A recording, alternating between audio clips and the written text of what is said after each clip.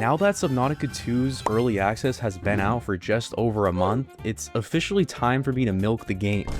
Make another biome video because you guys have been asking for it, not just because of the views. Definitely not. There's a total of 13 biomes currently in the game. However, these are unofficial and subject to change in later versions. So if you guys do want to see future updates, let me know in the comments below, and without further ado, let's start the video. In last place, it's the Void. Just like in the other Subnautica games, the map is surrounded by the Void biome. Unlike in the first game, however, I don't find Subnautica 2's Void to be creepy at all. The Shiver Leviathan is pretty unsettling and deserves your respect. However, it doesn't strike the same fear in me that a Ghost Leviathan does. It is planned for the Shiver Leviathan to eventually get its own biome and be moved out of the Void. I can only hope that the new Void Leviathan is much scarier. And of course, the lack of an unsettling voice line like from the first game talking about entering the ecological dead zone makes the Void seem as sweet as pumpkin pie. I also think it's not dark enough. Like, maybe I'm remembering wrong, but I just felt like even in the day, the Void felt dark in the first game, yet here it's not. Even with all the glazing of the first game's Void, I still ranked it in last place, and this one is no different. Up next, it's the Trench. The Trench acts as a natural border between two extremely important biomes and is the main home of the Collector Leviathan. The intention of the Trench was to be a mini boss fight of sorts, or at least one where you have to evade the Collector in order to progress the story. They could have easily made this place very barren and it still would have done its job. However, if you explore the bottom of the Trench, you can see it's actually pretty interesting. There's pooled up black liquid coming from these falls, which I can only assume to be oil, as well as whatever this is. It's probably magma, but it doesn't really look like it. But it does add to the unsettling atmosphere. In terms of resources, it's of course pretty sparsely populated. However, you can find Celestine here. As you push further across, you'll start noticing these majestic rock structures jutting out through the area. They do serve a practical purpose as well, acting as cover as you try to navigate past the Collector. Although you can easily just ride the world border, but that's kind of boring. The Trench isn't going to rank on top of any list, but that was never the point. It was designed to be a creepy bridge area between two important biomes, while also housing the most threatening creature in the entire game, and it does a good job of that. Coming up next, it's the Blighted Coral. The Blighted Coral biome may be extremely small, but it's also one of the most important areas in the entire game. The name is in reference to the coral formations that give the biome many natural caves and crevices, while the blighted part is in reference to the infected angel tree, which has completely taken over the biome now. The Blighted Coral is an extremely dangerous area as well, featuring fauna such as the bloom parasites, an occasional hammerhead, and there's even a marrow breach guarding the angel pine itself, so prepare to fight when you enter this biome for the first time. Resource wise, there isn't too much here, but given how small the biome is, that is to be expected. It also doesn't take away from it much at all, because the whole point of coming here is for the angel pine, not the resources. That being said though, once you've cleared the angel pine, there is really no reason to come back. It's too dangerous to be a comfortable base location, and again, there's not many resources here, so it's just not a biome I see myself spending much time in at all. Up next, Tufa Towers. The Tufa Towers are located at the south end of the starting area, with the name coming from the large pillar-like structures that poke out throughout the biome. The first thing you'll notice when you arrive in this area is the massive pit that drops down to where the prologue takes place. It's pretty cool to see it for the first time and revisit it from a different angle, although it doesn't really serve much purpose. Past that is where things start to get exciting though, because that's where you can find the Great Jaw, a giant clam-like Leviathan class life form that is actually the largest one in the entire game. Outside of those two features, however, the Tufa Towers is a largely flat and sparse biome. There are basic resources here like titanium and quartz, but there's much better places to farm for materials. There are also a few important wrecks here to help make up for that though. It's a bit of a shame because in my opinion, the Tufa Towers could have been a great biome if it was more densely populated. It kind of reminds me of the Crag field from the first game, and if you watch that one, I wasn't the biggest fan. Hopefully it'll get more fleshed out in the final game, or at least move around a little bit. So outside of the Great Jaw and the 2 wrecks, it isn't really a place that I'm itching to go to. Up next, we have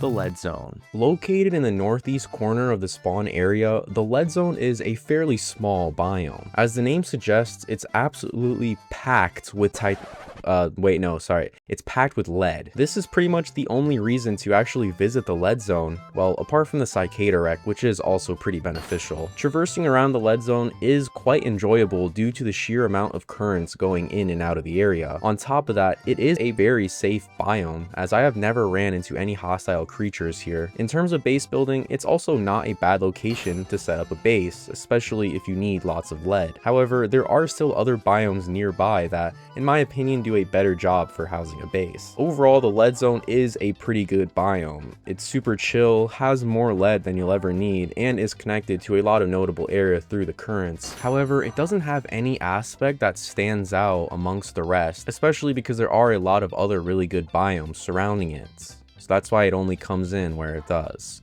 Up next, the North and South Raceway. The North and South Raceways are technically 2 separate biomes, however only serve their function together. They sit at a medium depth, and on the surface, the raceways are pretty flat and unremarkable. You can find some coral domes, salt deposits, and other basic materials here, like titanium, copper, and quartz, but nothing that's gonna blow you away. Though it is worth noting that the North Raceway is the only place where you can find coral crabs, which are super cool, and it's worth visiting for that reason alone. But what's most interesting about the raceways to me is their location. Both biomes circle the graveyard on 3 sides, only getting cut off to the east by the trench. It frames the whole dangerous area that is the graveyard, which gives the raceways a geographical importance, even if they're not the most exciting on their own. Saying that though, you can also find some wrecks and bunkers, as well as the Hot Cave base camp, which is a useful landmark. Ultimately, the raceways are a transitional biome. They exist to bridge the gap between the safer starting area and the more dangerous graveyard and beyond. They serve that purpose pretty well, but also due to that, they are 2 of the more forgettable biomes in Subnautica 2.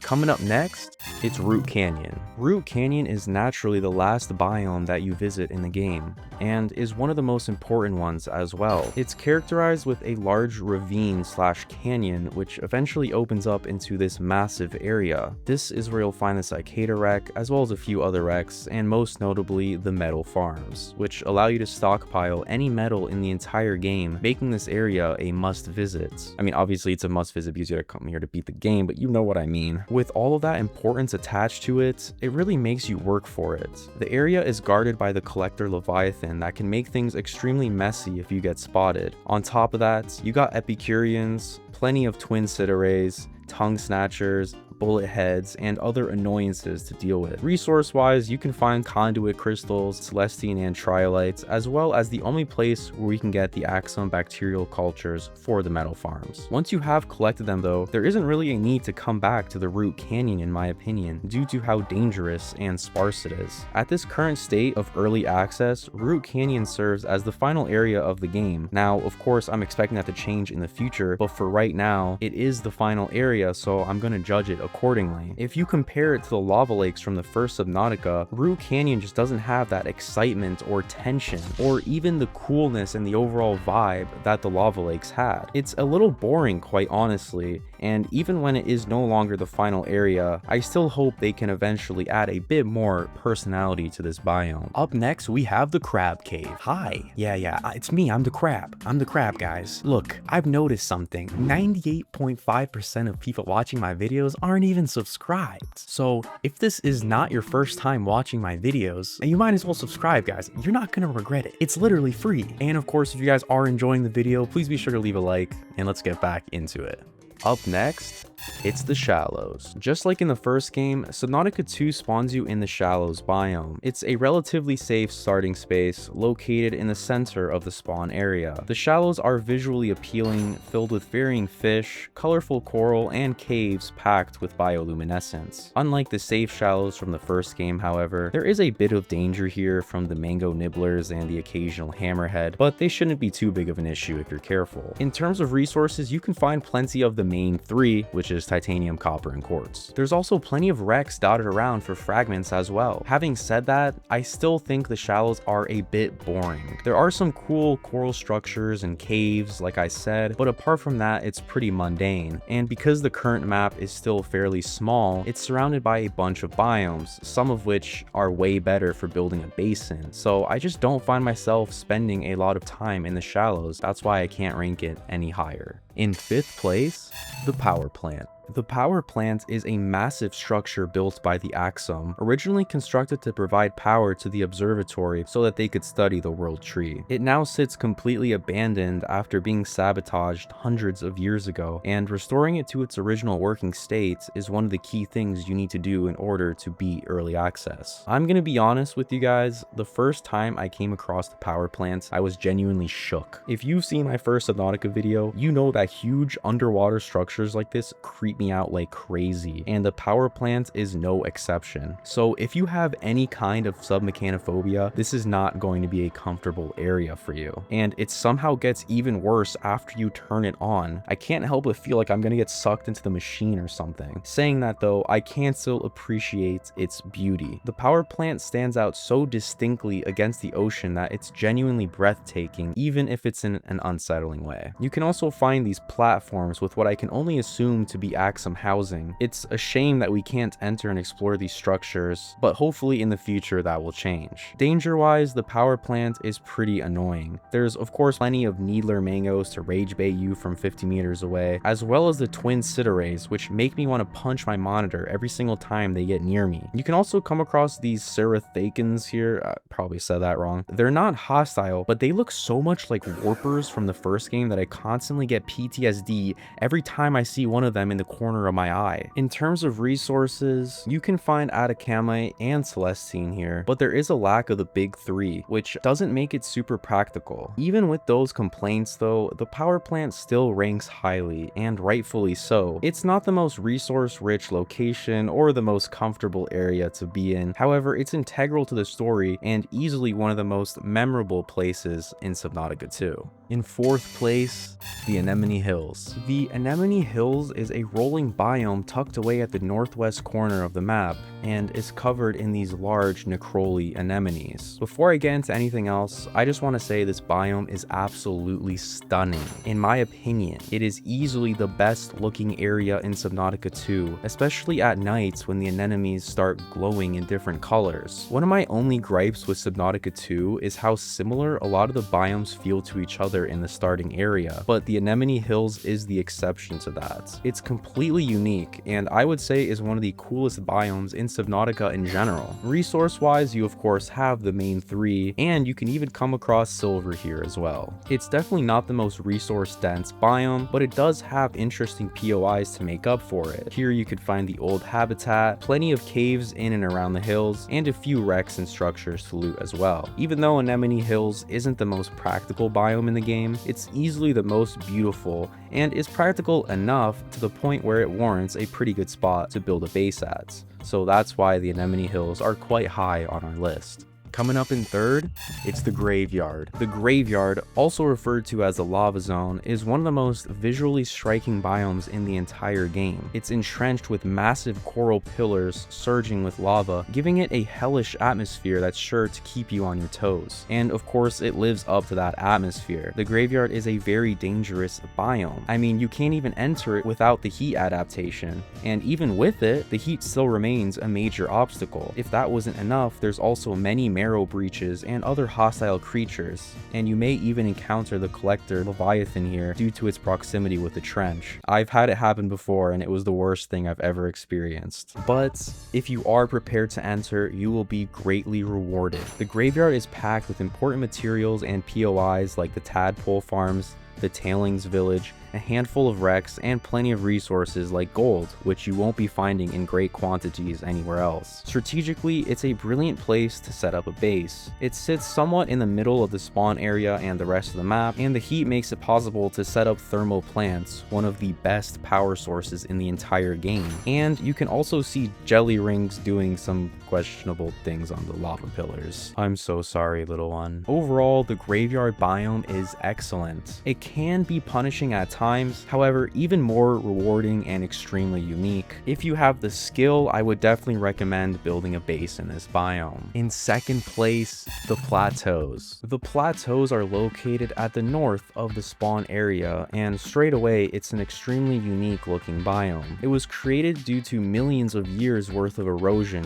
leaving behind these large disc-like formations. You can also see many BFJs, large jellyfish-like creatures that anchor themselves to the rock. The area also has a lot of depth to it, and I don't just mean in terms of how deep it physically gets. The nature of the geography gives it many layers to explore, with ravines cutting through it and currents to help you move around. As fun as that is though, the Plateaus are actually a pretty dangerous biome. There's plenty of hostile creatures like hammerheads, four eyes, and even marrow breaches as well, which can be a huge problem. But with danger also comes reward, as the Plateaus have an abundance of resources to collect. You've of course got your main three, as well as silver and lead, which are incredibly valuable in the early game. In fact, my main base is set up in this biome due to that reason. It's located right on top of a silver cave, so I never had to worry about silver throughout my entire playthrough, as well as plenty of pent to fuel my bioreactors, oral for fibrous pulp, like I said, literally everything for early game. On top of that, there's also some habitats and wrecks, as well as a few more POIs to explore. Putting all this together, the Plateaus are just an incredible biome, definitely the most practical in the starting area, visually interesting, with a little bit of risk to keep things spicy. And in first place, it's the observatory. The observatory is named after the large alien structure sitting at the center of the biome, and if you're looking to complete the game, at least in the current state of early access, it's the most important structure in the story, as well as being one of the coolest POIs in Subnautica 2. That said though, the structure represents the biome in name alone. The rest of the biome is this beautiful, sprawling, mountainous terrain covered in red carpet-like flooring, which reminds me of the grassy plateaus from the first game. It's filled with many unique creatures that you wouldn't have seen up until this point, as well as gateway spires and currents to boost you around. It also features many caves carved from the pillars for you to explore. Other notable POIs include the research outpost and the Rosetta Stone, giving it plenty of practicality. And resource-wise, the observatory is just overpowered. It literally has almost every single resource in the entire game, from gold, lead, celestine, atacamite, enamel husks, silver, sulfur, and even salt deposits. Pair that with the fact that it's perfectly in the middle of the map, it's really hard to argue against it being the best biome for base building. It's not without danger, however. Being right next to the trench naturally means the collector can mess you up if you're not careful, as well as having its own threats like surge jellies, needler mangoes, and sand spears. It's similar to the graveyard and the plateaus in the risk for reward equation, however it offers much more reward. Overall, the observatory is the best biome in Subnautica 2 right now. The resources, locations, POIs, and overall atmosphere make it come together in a way that no other biome even touches, in my opinion. And that's gonna wrap up my rankings, guys. If you guys enjoyed this video, please leave a like and subscribe if you're not already. Let me know in the comments down below if you agree with my list and what your list is. Anyways, guys, thanks for watching. I'll catch you guys in the next one.